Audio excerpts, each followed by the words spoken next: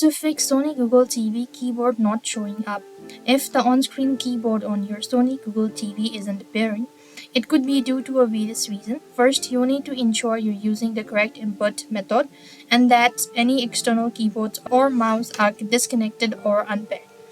If the issue persists on, try checking your keyboard settings. First of all, in order to do it so, you want to go to settings and go to system and go to keyboard. After which, go to current keyboard and select the Gboard.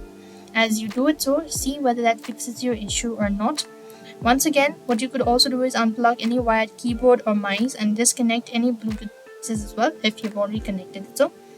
The other thing, what you could also do is if it doesn't seem to be working out, you could try uninstalling Gboard.